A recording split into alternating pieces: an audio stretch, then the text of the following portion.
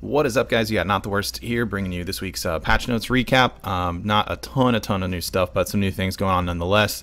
So let's jump in and see what we got going on. First thing off, here's the ongoing events that are still moving. Mysteries this summer. Is anyone doing this? I see the Twitter posts like every day for where they're like, hey, here's your new update or whatever, or your new hint or whatever towards it. I don't actually know anybody doing it. Obviously, people are because they list like leaderboards, but it's kind of whatever at this point. To me, it was just like, it was so nondescript before starting it. Then it was like the start time was goofy at like 3 a.m., 5 a.m., depending on your time zone, stuff like that. If you're European time, it was actually decent timing for you. But then nobody knew it was like running this long until after the events. It's just weird. I think the event's been really weird, handled weird. I don't understand it. But hopefully some of you guys that are doing it when you fucking Alienware laptop or whatever.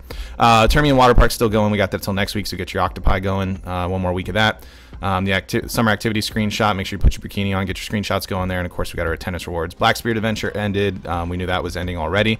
This is kind of interesting. I skimmed through this. Character tag system has been added, so you have to have at least one level 56 for this to work, and they have to be in the same town to be able to be taggable. But from what I understand, it's basically like kind of an instant move from one character to another instead of like going to your login screen and then or your disconnection screen and then swapping characters that way.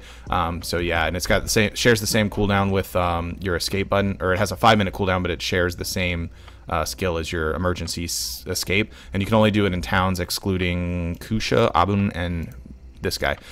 So yeah, there's that. Sounds kind of cool. I mean, a quick swap over, I guess, if you're like dumping some stuff or need to switch over to a character for something. You can't trade items for it, which I assume is to prevent like abusing turn-ins for crafted crates and stuff like that. But yeah, pretty neat little system. I don't know that it was necessary, but whatever. I'll take any quality of life stuff we can get. You can now attack monsters in safe zones when a world boss appears. You can now use the battle arena when a world boss has appeared. Global lab testing. This was kind of huge. Everybody's been talking about it. I've mentioned this in past videos before as well. Big deal. It's essentially a public test server. We finally have public test servers. They've listened to what we've been saying, or Perlibus has, or whatever the deal is. They finally listened to us. We have test servers, so no more testing new patches on the live servers. You actually will have the opportunity to play on public test servers like every other game in existence has always had. So we finally caught up to that. That's great. Some system changes, a fix with Windows 7, fixed an issue where the action of inflicting damage was not displayed properly from the adventurer's perspective when attacking PvP mode. Skill fix issue, animation boss vision range, intermittent issue boss vision range button would not appear. Camera distance for vision range, fix the collect check and remote collection at wharf change, blah blah blah. Fix the issue where outfits would blink when using DirectX 9. Are people using DirectX 9 in 2018? Fix the issue where boss vision range would intermittently not disappear. Okay, great. Game world NPC and effects. Fixed an issue where the baby whale in the sea at Termian Beach was intermittently floating in midair. That sounds awesome, but I didn't catch it myself. Some of the locations where wild horses appear at the Saucon Garrison have been moved. Fixed the issue where the whale in the Termian Sea appeared above normally. The whale will now move naturally in a fixed area. I'd rather see him flying around. That sounds awesome. Mount fixes. Well, I'll just read it to you. To allow you more freedom in choosing the Frigid gear best suited to your personal taste, new Frigid gears have been added. Additionally, the specs for existing Frigid gear items have been improved. We kind of knew this was coming. This was in the Korean patch notes last week, so this was already a pretty known thing that was coming up as well. So you can see the new stuff that was added here. They added some last week as well, so these combined kind of give the whole roll-up that previous regions already actually got. Starting speeds have been increased by 45%. Their movement speeds have been increased by 5%. Here you go. If you're sailing your boat, here's all the new stuff for that. Then fix the issue where dragon scale horse gear appeared unnaturally when riding a horse equipped with the gear. Okay, great.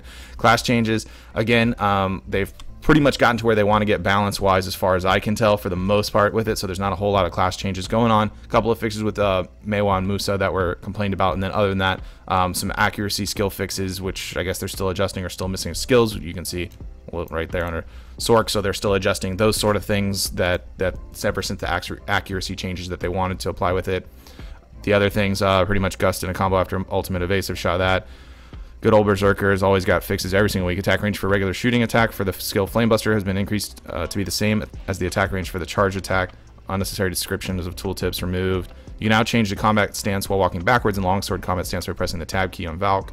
That's nice. Graphic fixes, awkward graphic fix. And then here we go. Same for Meiwa and Musa. The arrow grapple skills have been reworked.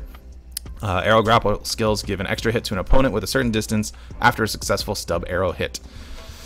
They also allow you to get closer to the opponent to attack. The motions for these skills have been made faster and more energetic. To reflect these changes, Ultimate Arrow Grapple has been changed to Arrow Grapple 3. The damage given by each level of Arrow Grapple will be as follows. And then you can see the chart right here for what the increase in damages are, and the Ultimate now also gives 384% and accuracy plus 5% buff as well.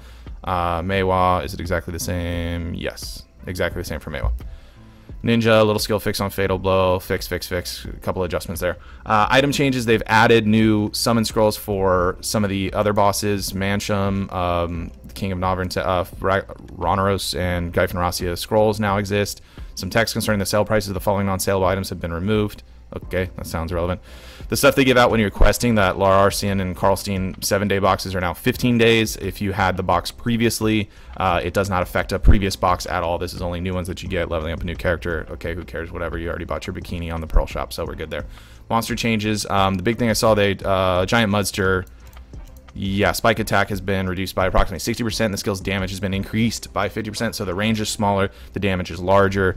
Kind of a relevant change, I guess, there, although I don't know how many people do Mudster these days. Rare monsters in Balanos, Serendia, or Calpheon will now drop Progenal Silver Bar. So, okay, extra money, I guess. Don't those things sell for, like, you have to, like, stack them a lot? Anyway, whatever. Rare monsters have been added to the following regions. You got them listed right there. Rare monsters have the title Violent, have higher AP and HP than other monsters, therefore caution is recommended. These are elites. We know how those work. They added a bunch of quests to Kama Sylvia, so you can check those out. It tells you right here, you can be completed part 2 of the main Kama Sylvia quests. There are once per family. Those new quests listed here. And now you can also get boss or awakened boss summon scroll for completing these following quests you see listed right here. So check those out if you want to get some of those scrolls going.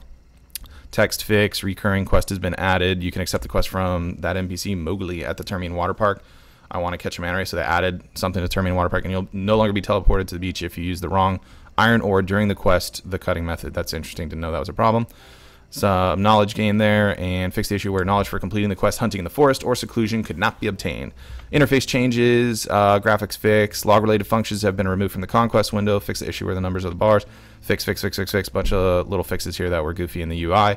And resolved issues. Fix the issue where node wear would end abnormally. Didn't experience this myself, but I haven't node bored more than once in my life recently.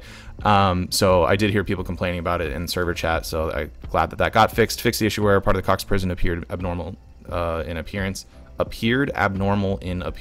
Redundant. Anyways, fix the issue where you would intermittently fall through the ground when trying to move to a location that is still loading. Fix the issue where the whale in the quest would be given too much feed even after full growth. Fix the issue occurred intermittently where silver took up 2 inventory slots in guild storage. Known issues were where the fact that changing world vision range for the world boss Quint extends the view too greatly. This will be fixed shortly. You can see they just had some boss vision fixes further up if you scroll back up there with some other things, so I guess it's affecting other ones as well. And you can see it's also Maraka, it's not showing up, and that'll be fixed shortly, so I'm sure we'll see fixes for that in next week's patch notes. Let's jump into the Pearl Shop. I actually didn't look at what's in the Pearl Shop, so we'll be checking this out new together. Looks like we've got pick and choose 3 costume pack sales. So for $58 or 5,800 pearls, you can select 3 costumes out of 6 to purchase. You cannot select the same one twice. You will get costumes suitable for your class. So for one of your characters, you're going to get 3 of any of these: the fishing thing, the swimming thing, the riding thing. What's the maid do? I don't remember. Some other thing, life skilling thing probably, and then the ghillie suits, desert or grass ones of those. So you get 3 of these. Keep in mind, like I said, it's only for one character. So if you want to do like fishing on one and horse training on another and a ghillie suit for your main or something like that, not going to happen like that. You're going to get them all for the same class, according to what it says here. Weather Gone Wild pet pack. Of course, we always got pets going. That turtle's back. He was around not too long ago. Get a wizard ghost fee and a wizard ghost fee. Okay, and select one of the following pets: turtle, stone crab, or snow kid. Okay, great. So you're guaranteed this bro right here, and then you get one of these 3 over here. I think I got it. No, I didn't get a turtle. I didn't buy that pack. But yeah, and that's it. These are good until August 5th. The costume thing is good till July 25th. So you got 2 weeks on these. You got, was that like 4 weeks? Yeah, 4 weeks on the pet packs. And that's actually it. There were no new events added, just those adjustments to the water park. So yeah, that's going to be it for this video. Pretty quick one, painless. If you liked the video, go ahead and drop a like for me. Any feedback, leave in the comments as well. I mentioned in my video my last video that I put out that I was thinking about maybe when I'm doing some grinding, or even when I'm just like recording some content for the videos, maybe I'd do like live recordings or stuff on Twitch. If you guys are interested in that kind of thing, leave me a comment below and let me know if that's something you might want to watch. I may just do it just because, and then maybe update on YouTube like, hey, I'm streaming this live, going to be recording, whatever kind of thing, or something like that. And then just see what the feedback from there is after just trying it out. But I don't know, I don't have a ton of after work free time for that sort of thing, but we'll just kind of see how it goes. If you want to catch our patch notes, we do them every week when they come out. I try to get them as quickly as possible once the patch notes are released. This one was about 30 minutes after the patch notes actually got dropped, but I try and be as quick as I can, and I'll get this uploaded as quickly as humanly possible. So yeah, thanks for watching. Everybody take care. See you next time.